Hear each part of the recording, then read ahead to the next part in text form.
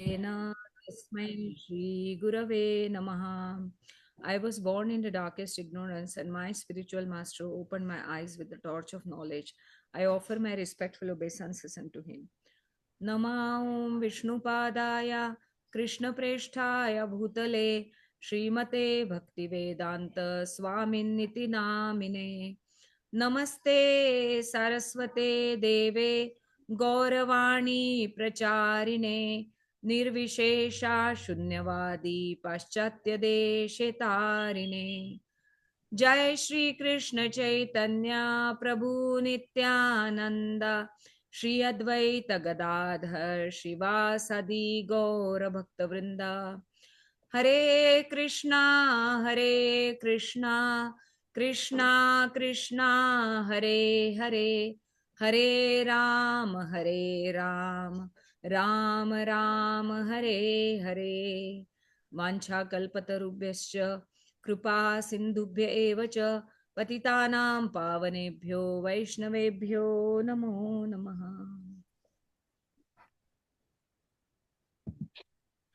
Okay, so I'll share my screen. Yeah.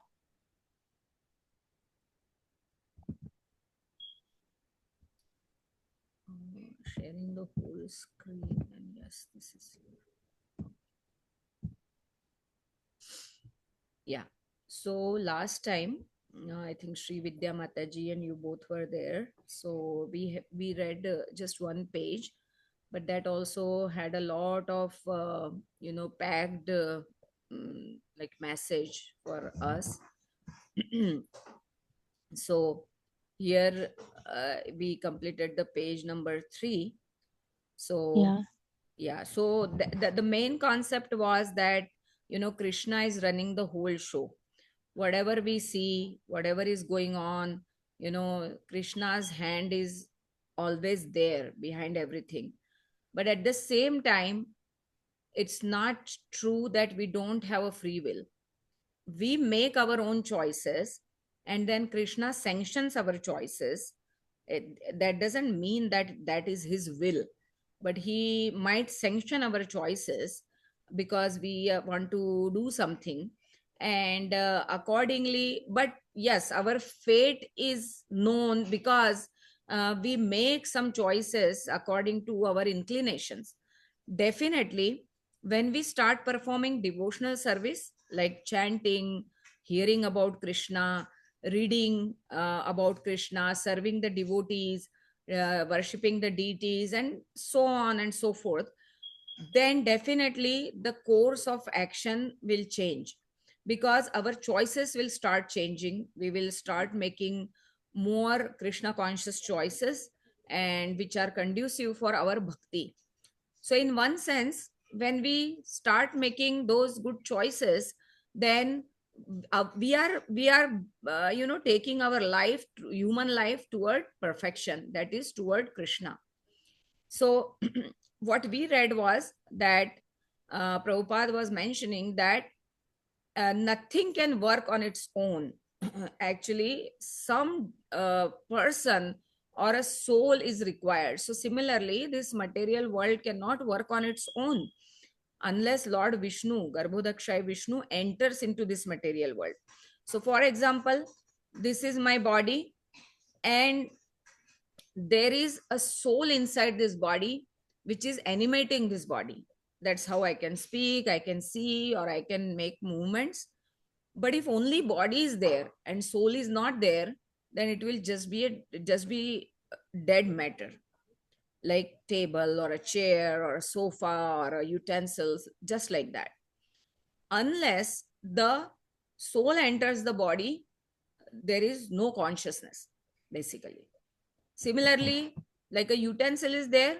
If I don't move the utensil, if I don't do something with it, it's gonna just stay at one place, right? So similarly, all systems are working because Krishna's presence is there. Okay, so we can understand that all around us, with the inside us, outside us, everywhere Krishna is there. Therefore, this whole like manifestation is lively. Without Krishna's presence, there is no life. Even we see some house that is abandoned for so many years, and it doesn't feel very nice or happy to enter such a house. But when there is a house where so many people are there, they are joyful, they are serving nicely and inviting devotees, that house feels very, very blissful, joyful, and very happy place. So, because spirit souls are there and they are serving Krishna moreover. So, so that's what the point Prabhupada is making, that the machine is complete, but unless it is manipulated by a spirit soul, it cannot work. Similarly, we should understand that this cosmic manifestation, which we call nature, is a great machine, and that behind this machine there is God, Krishna.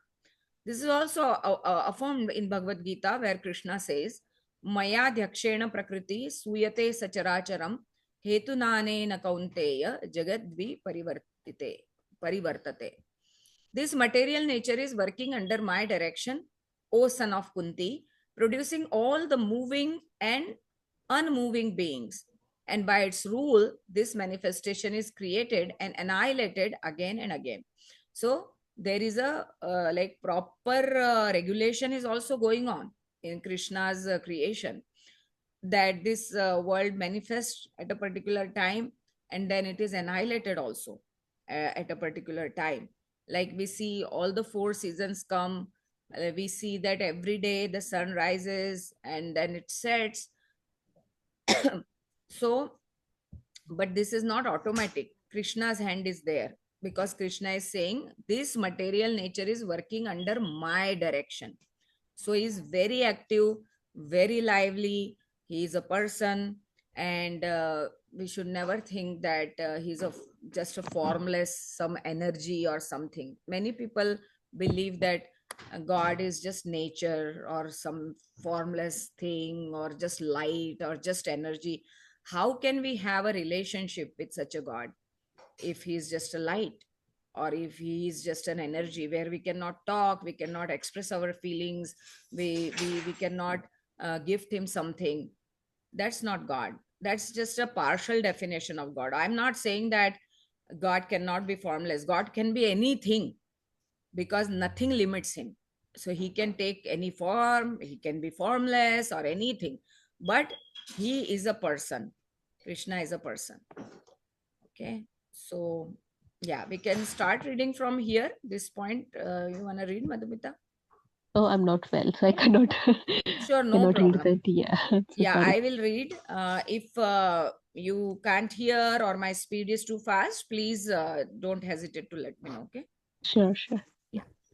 So there are two kinds of entities: the moving, such as human beings, animals, and insects, and non moving, such as trees and mountains. Krishna says that material nature, which controls both kinds of entities, is acting under his direction. Thus, behind everything, there is a supreme controller. Modern civilization does not understand this due to lack of knowledge. It is the purpose of this Society for Krishna Consciousness, therefore, to enlighten all people who have been maddened by the influence of the three modes of material nature. In other words, our aim is to awaken mankind to its normal condition, right? So, in a sense, people don't even explore this idea that there is God behind all these things. They are just living their life, and they lament on failures, they become happy on successes, and that's how just their life is going on, and one fine day they just leave the world. So there is no relationship with God, there is no higher consciousness or nothing. Definitely life teaches such people some lessons, but again, if there is no proper guidance in their life, then they may not even learn the lesson, they may not realize anything, right? Unless they can receive, they are open to receive the mercy of Krishna.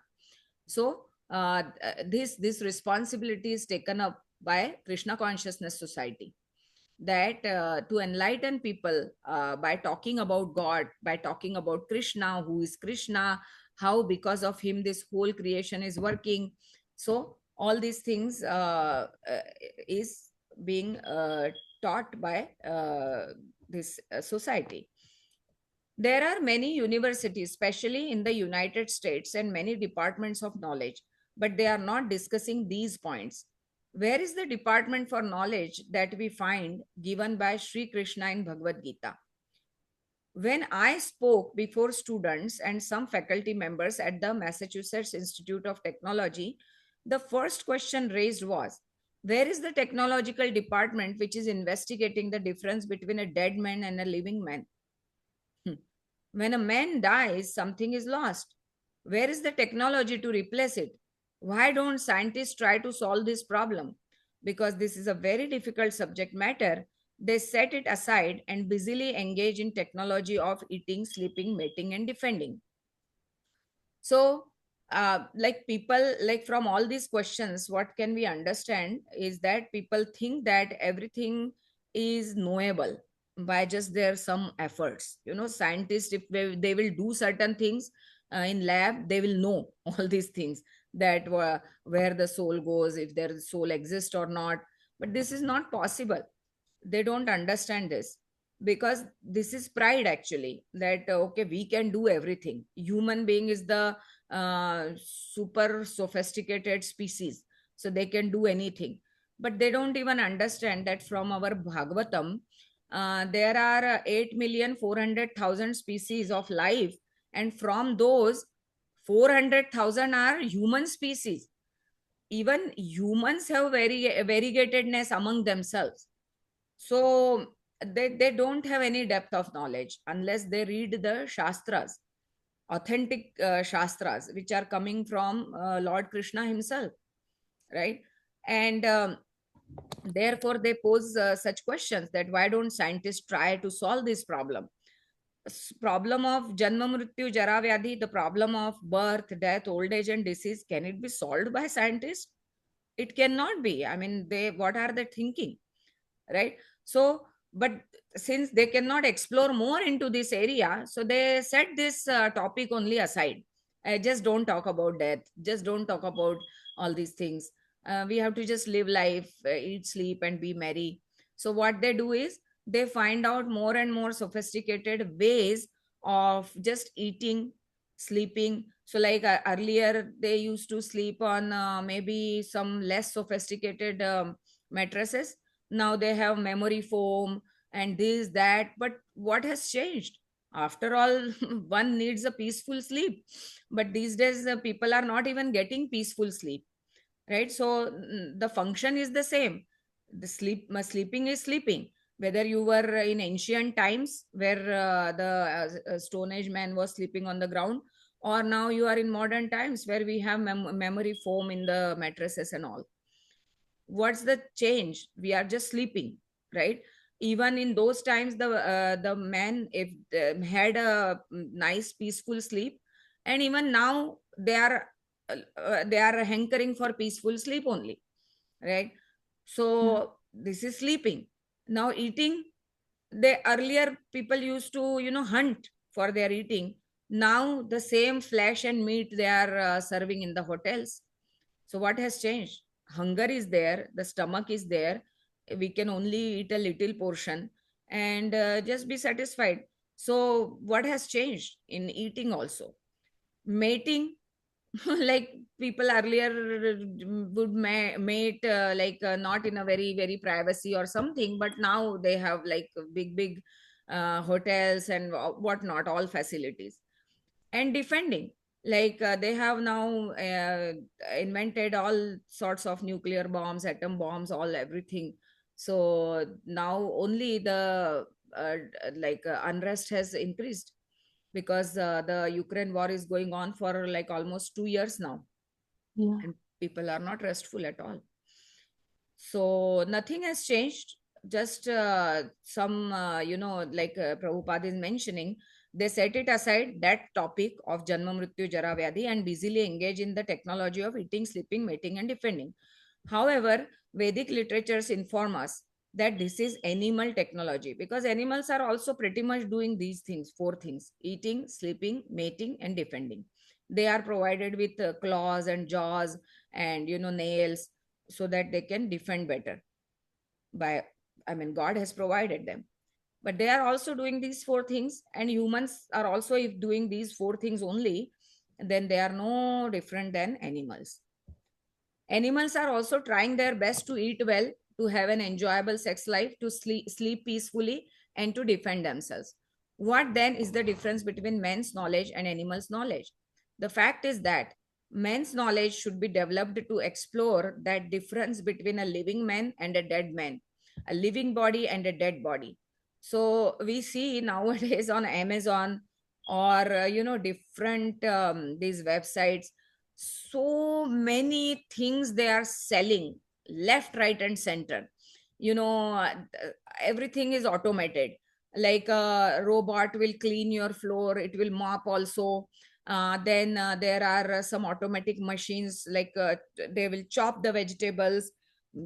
The dough will be needed automatically. There are roti machines now. You have to just put the dry dough and some oil and water, and rotis will come out of it. But after all, what the person is doing in the remaining time? So they have provided with entertainment, right? Netflix is there, and WhatsApp is there, and Facebook is there, and Instagram is there, and now so many reels are coming. The people are just busy, watching all these things. So the quality of life has progressed or deteriorated? It's absolutely deteriorated, the quality of life, because people are just watching the reels made by other people.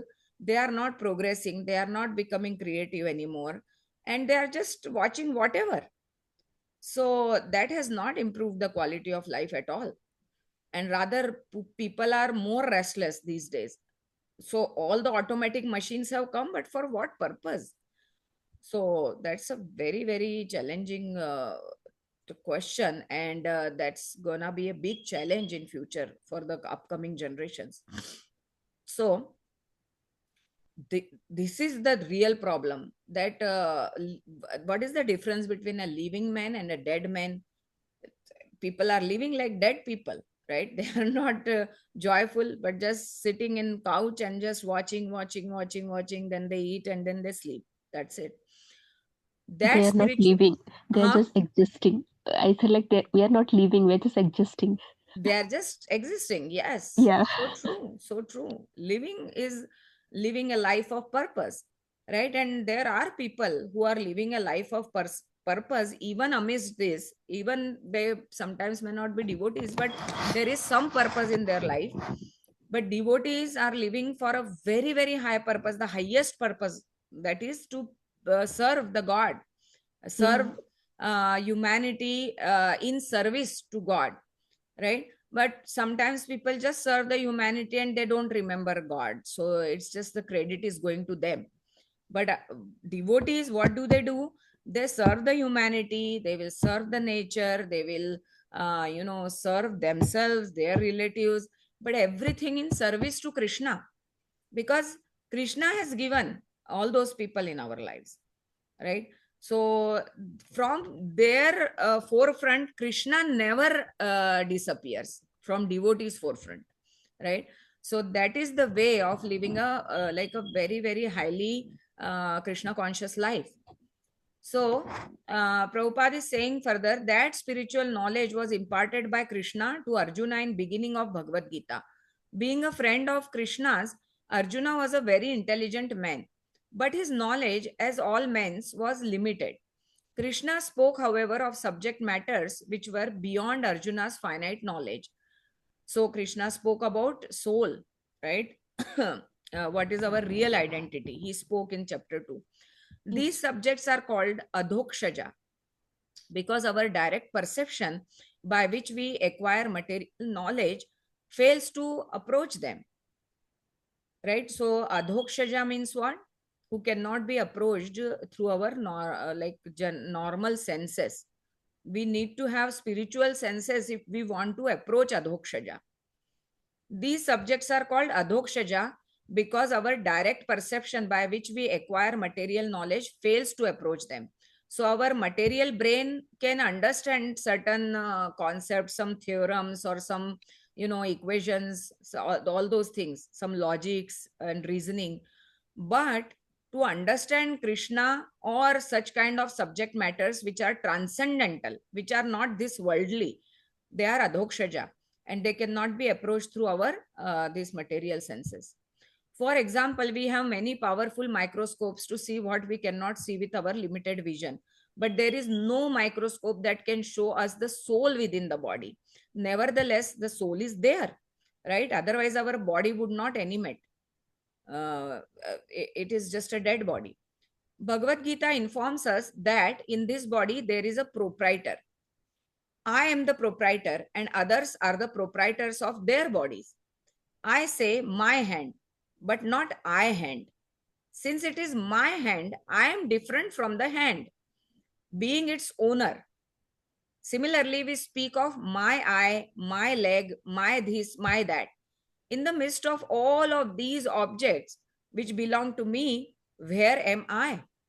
The search for the answer to this question is the process of meditation. In real meditation, we ask, where am I? What am I? We cannot find the answers to these questions by any material effort. And because of this, all the universities are setting these questions aside, right? Because this requires realization. Okay. And realization requires, spending time with that idea, contemplating on it, and, praying that I get the understanding. And then that involves chanting, hearing, reading about Krishna. So when God realization happens, self realization automatically happens. So then we understand, who am I, what am I, where am I, all those things. But universities don't want to spend time on all these things. What universities are teaching, how to make money, right? Only that is their agenda. But they are not teaching like, oh, you should better this life so that the next life is better. And they are not teaching all these things because they don't understand all these subject matters, right? So they brush it aside. It is irrelevant, right? they they don't even think it is relevant right now. And so many people are in competition, so many people are running, after so many people work for 12 hours, 14 hours, they come in the night, then they just eat, and then some enjoyment, and then they sleep, and then early morning again they go. They're like almost 60%, 70% of life goes at the workplace. Many people drive from one place to other place, 1 hour, 1.5 hour distances, and they just like it that way. I mean, they think this is just life. But that is not the life. What is happening to our soul? It is hankering for Krishna. So thus engineers direct their attention to creating and attempting to perfect the horseless carriage, yeah, and wingless bird. Formerly, horses were drawing carriages and there was no air pollution. But now there are cars and rockets, and the scientists are very proud. We have invented horseless carriages and wingless birds, they boast. Although they invent imitation wings for the airplane or rocket, they cannot invent a soulless body. Right? Some efforts have been done in this direction, also cloning and all those kind of things, but those they died actually eventually. It didn't work out at all. So they cannot create a body without a soul, and they cannot create any soul because all the souls are coming from Krishna, and nobody can recreate it. So yeah, so Prabhupada is taking us toward, he will ultimately take us toward the importance of devotional service to Krishna. And therefore he is setting a foundation for all of us to understand that what is happening currently in the world, right? So I think we should stop here, because then we will cover maybe one more, two more pages. Then there will be a lot of people would be not attending this. So Yeah. anything we want to discuss, Madhumita? No, I'm good. Yeah, Mataji. everything was pretty good, clear. The way Prabhupada writes is so good. I mean, if even somebody reads the book by himself, they can understand lot of stuff out of it. Yeah. Yeah. So yeah, Madhumita, you take care of your health Thank you. and Yeah. get well soon. Yeah. Thank you for Thank you so joining much. though. Our Yeah. yeah, We it is continue the this way. momentum is going on. So thank you Yes. very much for that. Yeah. Yeah. Okay. Okay. Yeah, You have I'll a see very you good on night. Yeah. next Sure. Tuesday. Hare Next Tuesday Krishna. we'll meet again. Yeah, Hare Hare Krishna. Krishna.